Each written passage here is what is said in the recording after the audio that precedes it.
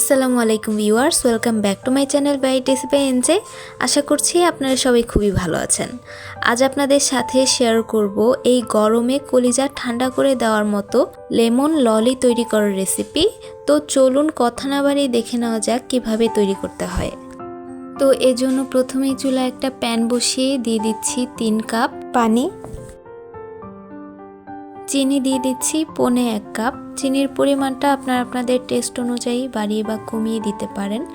এখন সামান্য একটু কুসুম গরম পানিতে দিয়ে দিলাম 1 চা চামচ কর্নফ্লাওয়ার আর 1 চা চামচ ময়দা। ভালো করে মিক্স করে নিয়ে দিয়ে দিলাম।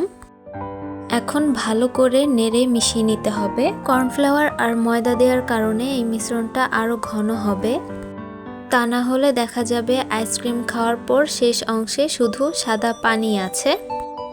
যখন ভালো করে বলক চলে আসবে তখন দিয়ে দিচ্ছি কিছু লেবুর খোসা। এখানে আমি লেবুর খোসা পাতলা করে ছিলে নিয়েছি। এখন নেড়ে মিশিয়ে নিচ্ছি। এখন দিয়ে দিচ্ছি 3-4টা লেবু পাতা, এতে ফ্লেভারটা খুবই সুন্দর আসে। আর সবশেষে দিয়ে দিচ্ছি 1/2 চা চামচ গ্রিন ফুড কালার। লেমন ললি তাই গ্রিন কালার ইউজ করেছি। আরও সামান্য কালার দিয়ে এটাকে ভালো করে নেড়ে মিশিয়ে নিচ্ছি। প্রায় 11 থেকে 12 মিনিটের মতো আমি এটাকে জাল করে নিয়েছি। এখন একটা জারে ছেঁকে নিচ্ছি।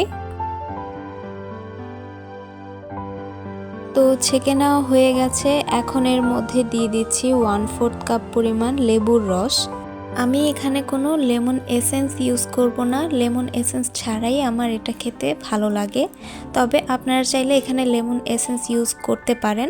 তো লেবুর রসটা দিয়ে আমি ভালো করে মিশিয়ে নিলাম। এবার এখানে একটা আইসক্রিমের মোল্ড নিয়ে নিলাম। এখন এর ভেতর তৈরি করে রাখা ললির মিশ্রণটা দিয়ে দিচ্ছি।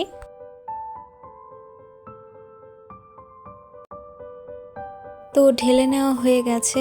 এখন এর ভেতরে আইসক্রিমের স্টিকগুলো দিয়ে দিচ্ছি। এখন এই আইসক্রিমের ট্রেটাকে আমি ডিপ ফ্রিজে রেখে দিব সারা রাতের জন্য।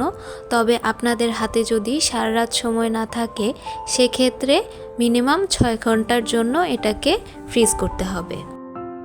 তো সারা রাত পর আমি এটাকে বের করে নিয়েছি। এখন উপর থেকে জাস্ট একটু পানি দিয়ে ভিজিয়ে নিলে এগুলো সহজেই খুলে আসবে ট্রে থেকে।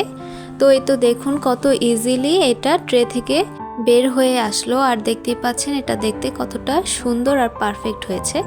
সো ভিউয়ার্স, এই ছিল আমার আজকের রেসিপি। আশা করছি আজকের রেসিপিটা আপনাদের ভালো লেগেছে।